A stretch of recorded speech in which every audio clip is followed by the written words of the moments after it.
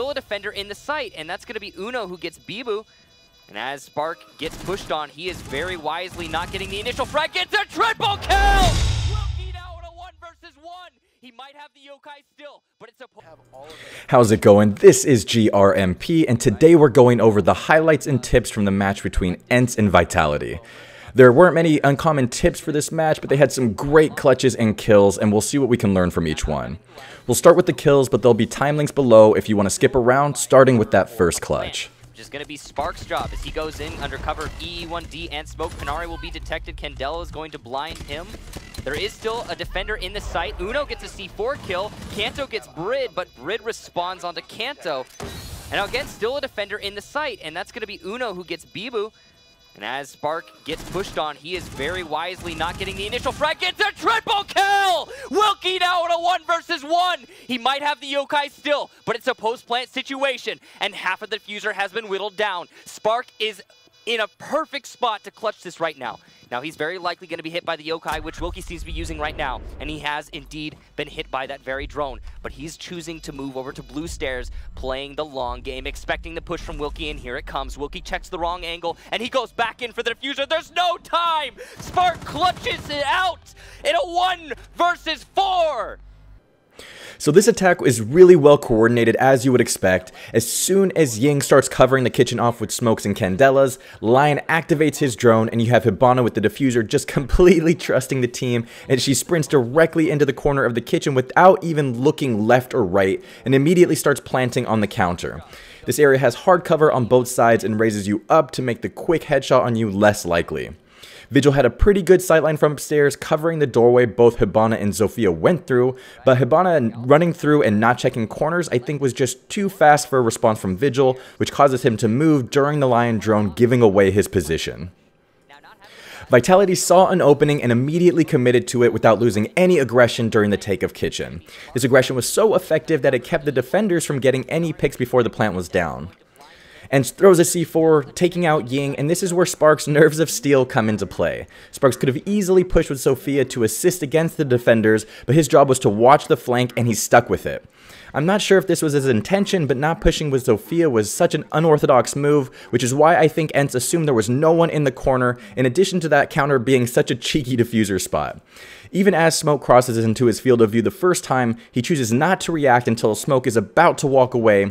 At this point, they absolutely do not think anyone is in the kitchen with them. Then Sparks pushes on an unsuspecting group with the bearing 9, taking out all 3. You can see that Sparks must have gotten some intel letting him know that Echo was on the bathroom side, so he plays time and gets to a safe location. As he's running out, Echo hits Hibana with the yokai, then jumps off of it to get closer to the diffuser and probably take out Sparks while he's still disoriented.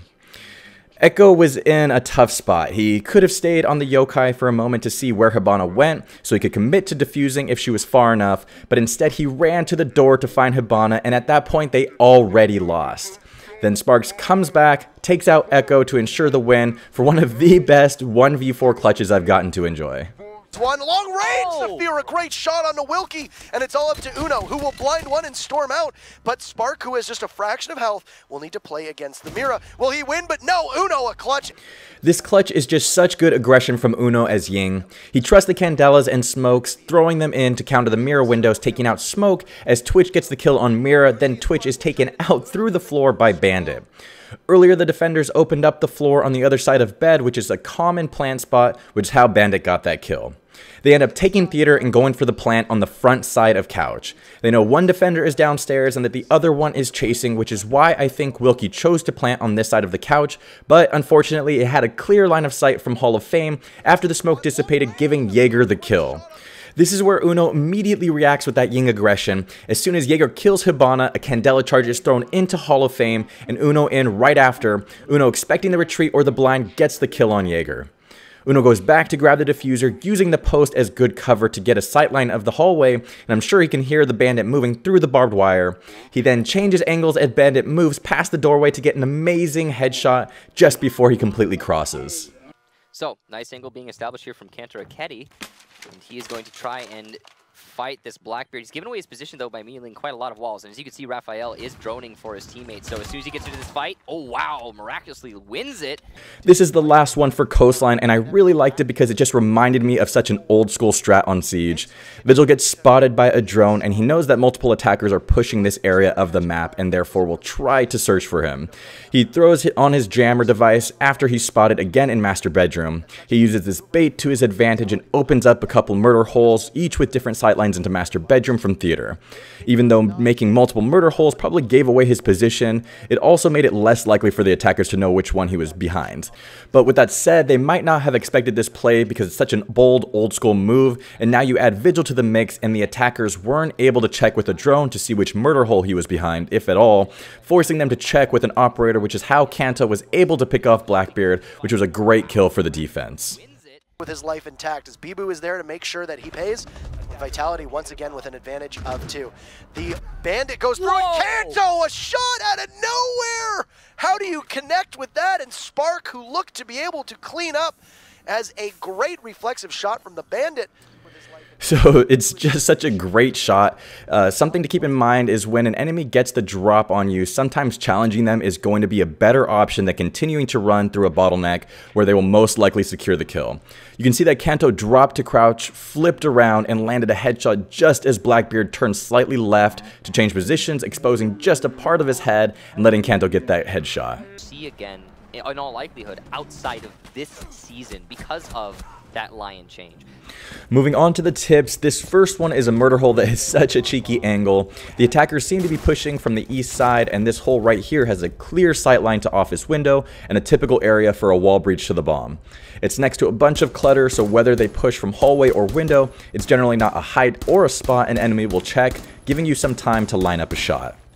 Look at these angles that Kanto can view from one Mira. Can see all the way through Fountain into Office itself. Just behind Office, where the window that Raphael is playing, they can see all the way into Break Room and the main doors as well. Kanto has basically a third, if not a little bit more than that, of that second floor covered just because of that one Mira.